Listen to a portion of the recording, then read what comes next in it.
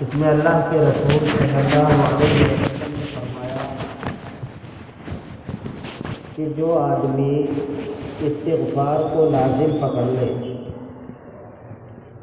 اللہ تبارک و تعالیٰ اس کے لیے ہر تنگی سے نکلنے کا راستہ بنا دیتے ہیں اور ہر غم سے اسے نجات عطا فرما دیتے ہیں اور اسے ایسی جگہ سے رزق عطا فرماتے ہیں کہ اسے گمان بھی نہیں ہوتا۔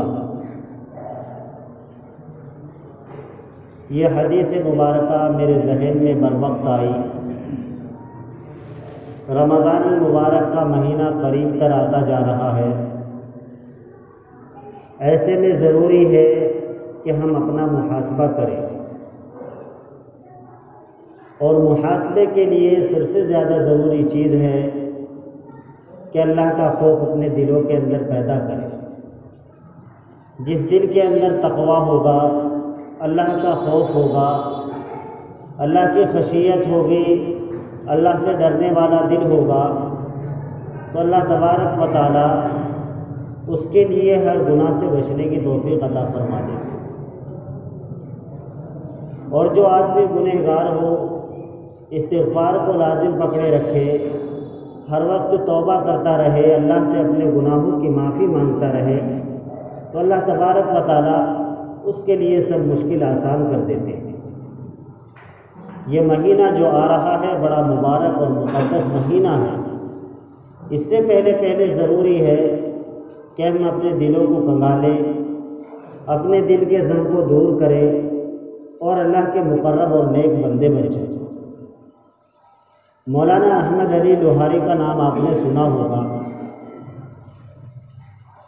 اگر نہیں سنا ہے تو میں آپ کو بتلاتا ہوں۔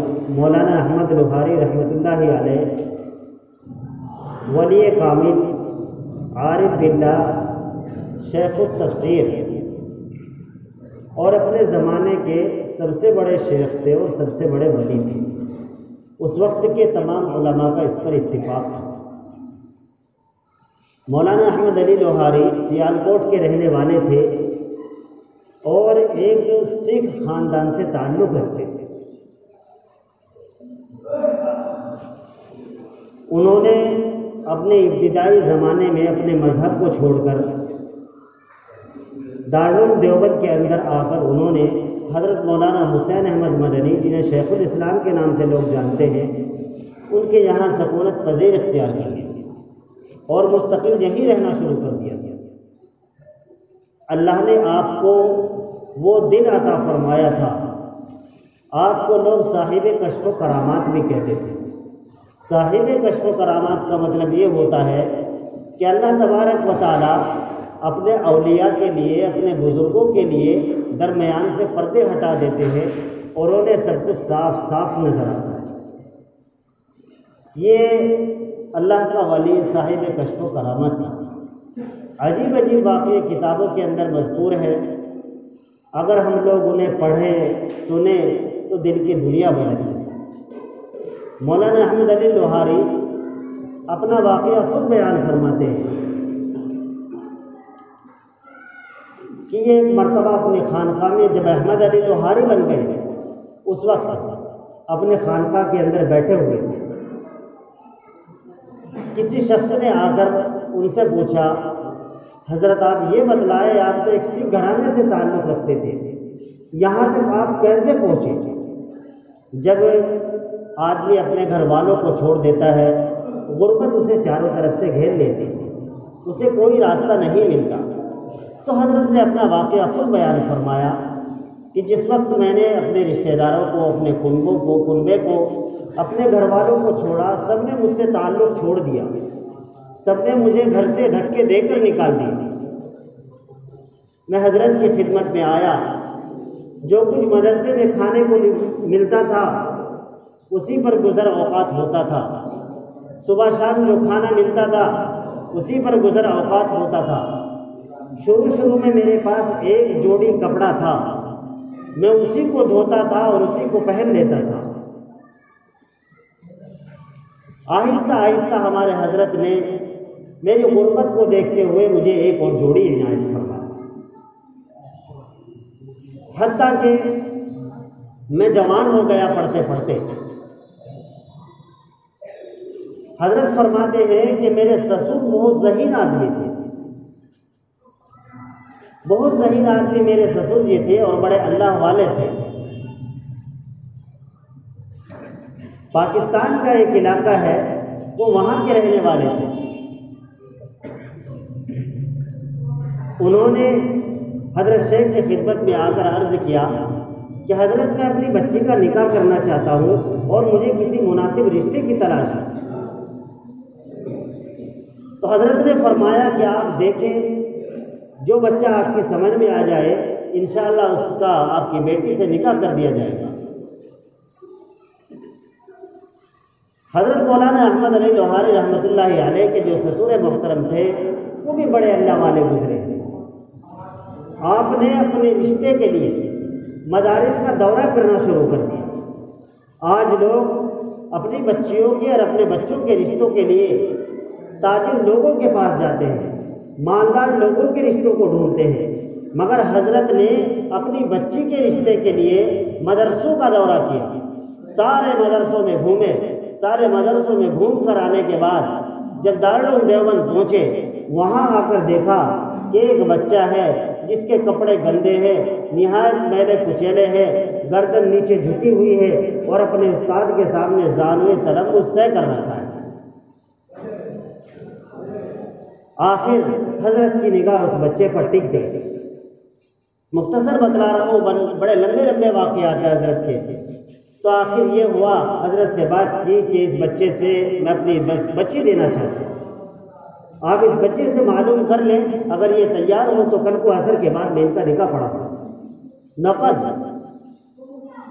حضرت سے بات کی، حضرت نے اس بچے سے بات کی کہ کیا بھائی تم شادی کرنا چاہتے ہو؟ کہ حضرت مولانا احمد علی لوہاری رحمۃ اللہ علیہ نے کہا کہ حضرت سنت بھی ہے اور ضرورت بھی ہے، مگر میرے پاس اسباب نہیں ہے، میں کیسے کروں؟ تو فرمایا کہ تم شادی کرنا چاہتے ہو، شادی کرانے والا اگر خود راضی ہو پھر تم شادی پر راضی ہو جاؤ گے؟ کہا حضرت میں راضی ہوں۔ حضرت نے فرمایا پھر کل عصر کے بعد تمہارا نکاح ہے، تم نکاح کی مجلس میں شرکت کر لینا۔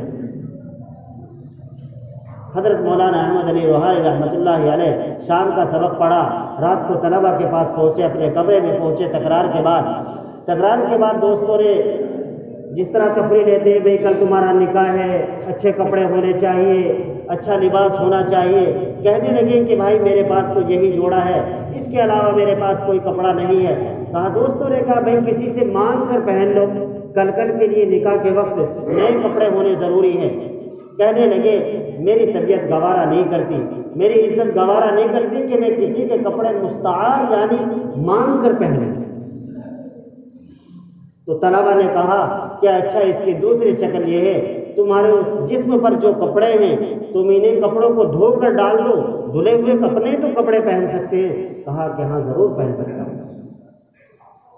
صبح کو سبق پڑھا، سبق پڑھنے کے بعد آئے، وہ کپڑے دھلے، سردی کا زمانہ تھا، کپڑے پھیلا دیے، عصر کا وقت قریب ہوتا جا رہا ہے، لیکن کپڑے سردی کے زمانے میں سوکھتے جلدی کہاں ہیں؟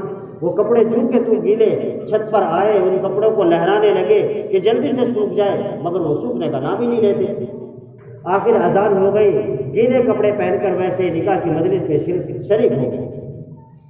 آخر دولہے پر تو سب کی نظر ہوتی ہے، سب لوگوں نے ان کو دیکھنا شروع کیا، ان کے سسر محترم بھی آئے اور دیکھنے لگے، دیکھ کر سمجھ گئے کہ یقیناً میں نے ایک اللہ کے ولی کو چن لیا کہ اس حالت میں بھی سردی کا زمانہ ہے، گیلے کپڑے پہن رکھے، کوئی اس کا مطلب یہ ہے کہ انتہائی غریب ہے، اس کے پاس کوئی چارہ نہیں ہے زندگی گزارنے۔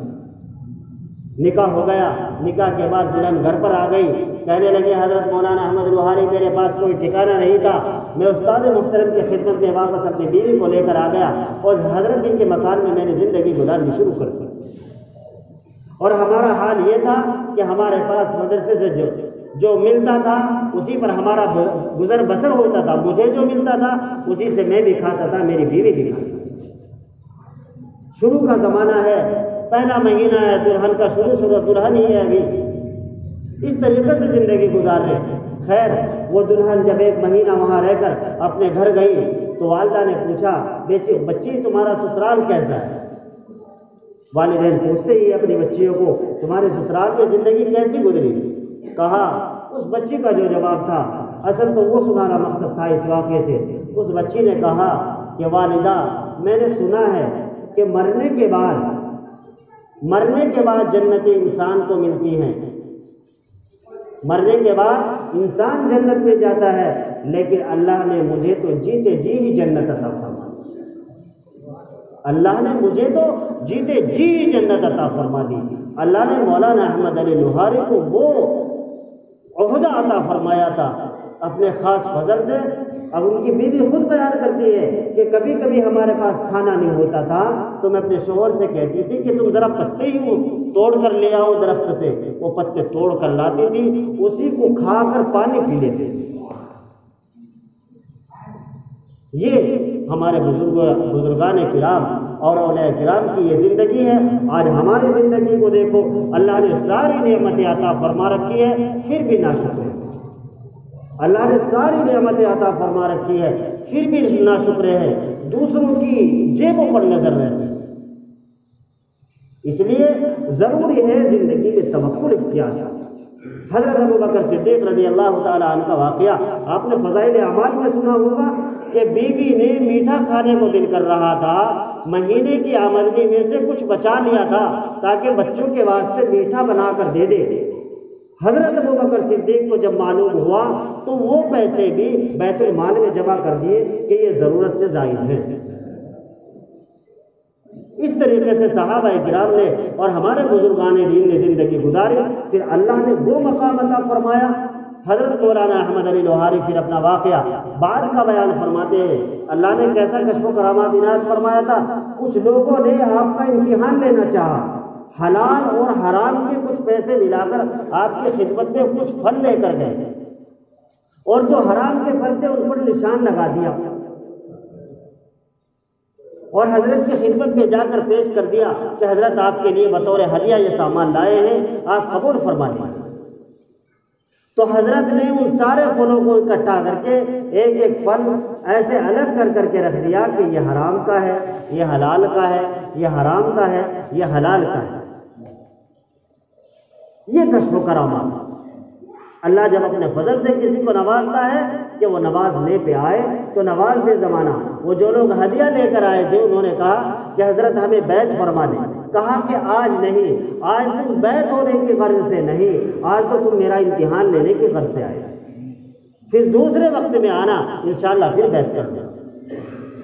اسی طرح دارالعلوم دیوبند کا ایک ان کا پرانا واقعہ ہے، کتابوں کے اندر مذکور ہے، اپنے بزرگوں کے واقعات پڑھیں گے تو انشاءاللہ دل کو روشنی ملتی ہے، آنسو آتے ہیں، ان کے طرز زندگی پر چلنے کو من کرتا ہے۔ لیکن جب ہم اپنے بزرگوں کی روایات سے، ان کی گزری ہوئی زندگی سے ناآشنا ہے تو ان پر چلنے کی ہمیں توفیق بھی نہیں ہوتی، ہم اپنے بزرگوں کی تاریخ سے ناواقف ہیں۔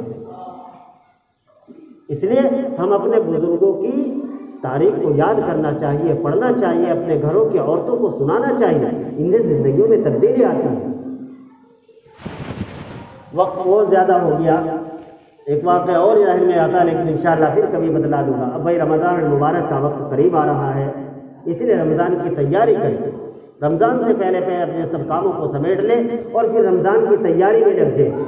ہر طریقے سے آدمی اپنے گھروں کو سنوارتا ہے، اپنے آپ کی تیاری کرتا ہے، بچوں کے، بڑوں کے، سب کے گھر والوں کے کپڑے خریدتا ہے۔ مساجد کا بھی حق بنتا ہے بھائی مساجد کو بھی سنوارا جائے، ان میں بھی رنگ روغن کیا جائے، جو مسجد کی ضروریات ہے، جیسے مفتی صاحب آئے تھے، آپ نے یہاں بیان میں سنا تھا کہ مسجد کی ضروریات کو مسجد والے ہی جانتے ہیں، جو لوگ مسجدوں میں رہتے ہیں وہ مسجدوں کی ضروریات ہی کو جانتے ہیں، اس لیے مسجد کی ضروریات بھی آپ ہی لوگوں سے پوری